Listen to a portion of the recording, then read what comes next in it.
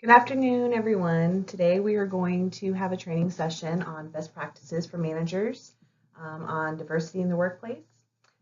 If you have any questions, please feel free to ask. And here we go.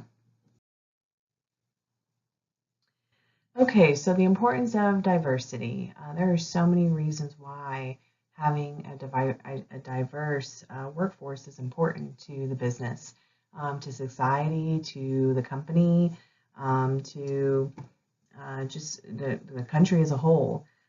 Businesses can capitalize on having a diverse workforce to gain a competitive global market, a competitive advantage in the global market.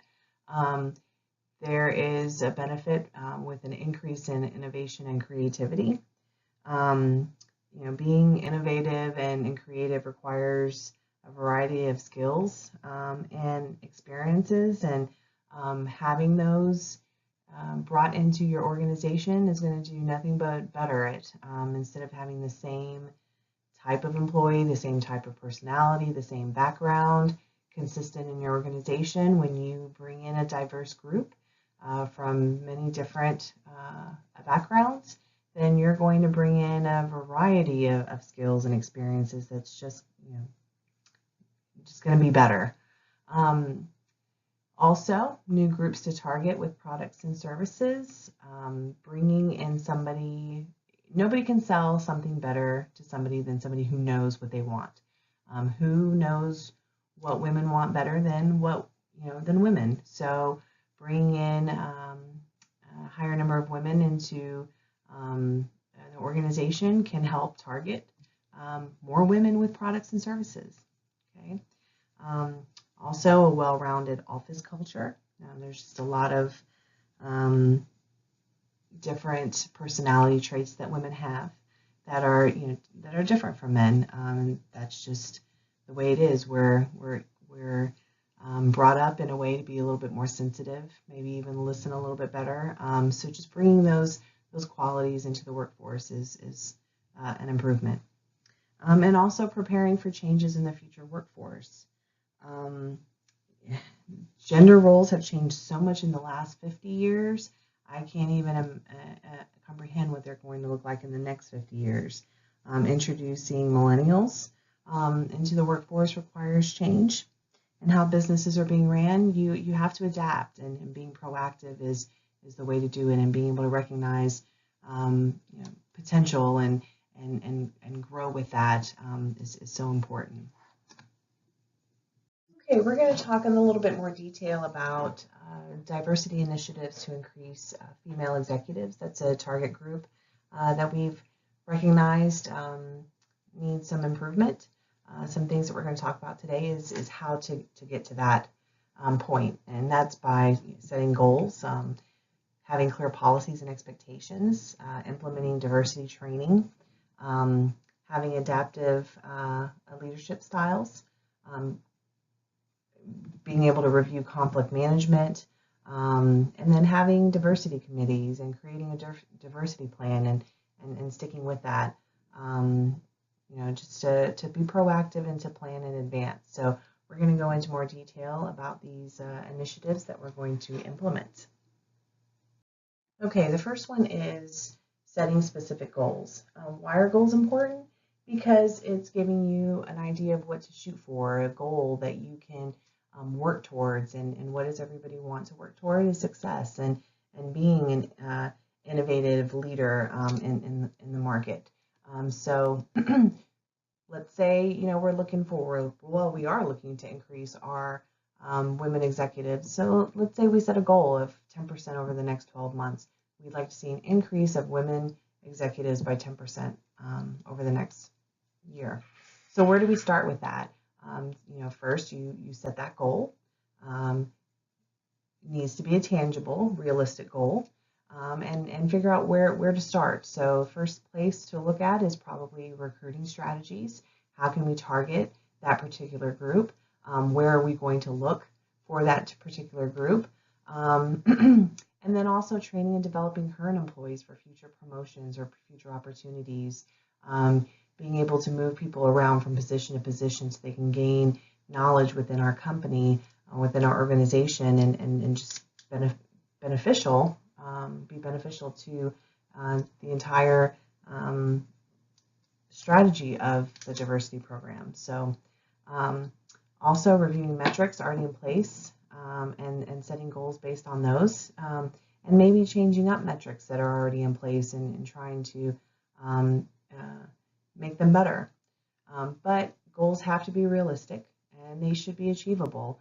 Not to say they can't be challenging, but they do need to be achievable. You can't say, oh, within the next 2 weeks, I want to increase our women executives by 50%, because that's really not an achievable goal. And evaluating progress is also important. And that's a periodic evaluation. You can't start something and then a year later say, oh, where are we at? No, it needs to be something that's looked at ongoing, and changes need to be made as progress is made. So that's an important part of it is not just the setting of a specific goal, but the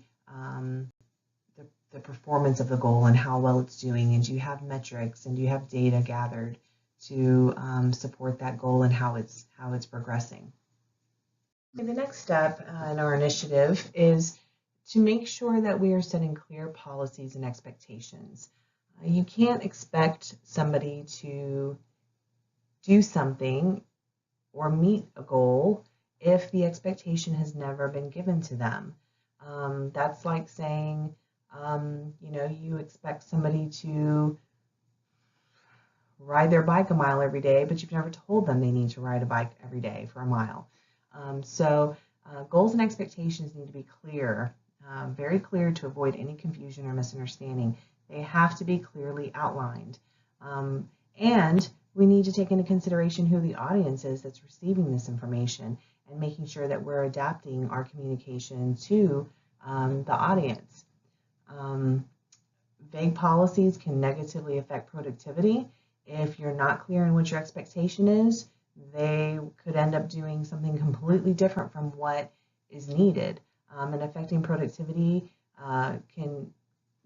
it's like a snowball effect after that, and it's going to continue to affect other things, including profit and the bottom line, and just goes forward without those clear set goals and policies and expectations. Okay. Proper clarification and engagement allows businesses to focus on growth. So instead of having to worry about how to fix things from the lack of clear expectations, you don't have to worry about that piece because they have clearly been identified and explained, and you can free up time to focus on other things that's going to allow the business to grow. And then also, not only do you have to set the policies and expectations, you have to enforce the policies and expectations. You can't say this type of behavior or this type of work is not going to be tolerated, and then you don't do anything about it when those expectations are not met. So enforcement of the policies and expectations is just as important as setting those policies and expectations, probably even more so. Continuing on the topic of setting clear policies and expectations comes training. Just as reevaluations of the expectations or following up with the expectations is important, diversity training falls in that same category where we need to have ongoing training. You can't just set the goals and then set policies and procedures. There needs to be ongoing training, whether it's an opportunity for you to sit one-on-one with an employee, open those lines of communication, get feedback from the employee, and really engage in that employee, or to go to larger group training sessions where management is involved, management or just management training itself and staff training itself, and then combined training. Lots of opportunities to engage with each other during training sessions. We can use so many different ways of training. I mean, we can have classroom sessions. We can have games and different activities in place for the training.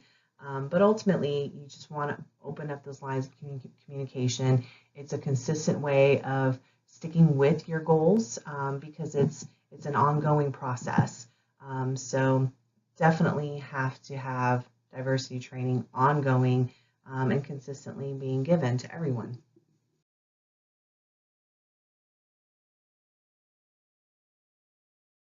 A few common mistakes to diversity training is one of them is cross-cultural misunderstanding. Something that may not seem as obvious that is a that can be considered taken wrong by somebody. I mean, a perfect example of a cross-cultural misunderstanding is Japan versus the United States. It's very common in the United States for men to jog without a shirt on. In Japan, it's considered a sign of disrespect. So when it comes to training and when it comes to goal setting and planning and developing and coaching, we need to take into account cross-cultural misunderstandings or preventing cross-cultural misunderstandings and making sure that maybe we learn a little bit about our employees and learn what their backgrounds are so that we don't cross those lines. And that falls under not understanding your audience. You need to know who we're speaking with. We need to know who are our employees, where do they come from, what is our target group, where did they come from, and to avoid any of those common mistakes that people make with the diversity training. And then getting feedback. Feedback is so important. A lot of times we don't know how well we're doing until somebody tells us you're doing a pretty crappy job or you're doing a great job. So getting feedback from everybody involved is a way to prevent a lot of common mistakes as well. So in conclusion, I hope we've learned today how important it is to have a diverse workplace. There's so many benefits to bringing women into the workplace. There is a huge talent pool that we're missing out by not taking advantage of professionals, female professionals in the workplace. They bring a well-rounded office culture. Diversity in the office brings together different views and thoughts and backgrounds that can complement each other. And then there's also certain qualities that are by design women are more conditioned to, such as being good listeners, engaging, multitasking, and having a more nurturing mindset. So we want to make sure that we're taking all those things into consideration. Studies show that higher job satisfaction overall in companies that have men and women. So those are all things that we can't ignore. And I'm hoping that this training session has opened your minds a little bit to bringing more women in. Women make up nearly 50% of the world's population, therefore should be represented equally in the workplace as well. So if you guys don't have any more questions, that's the end of our training, and have a great day. Thank you.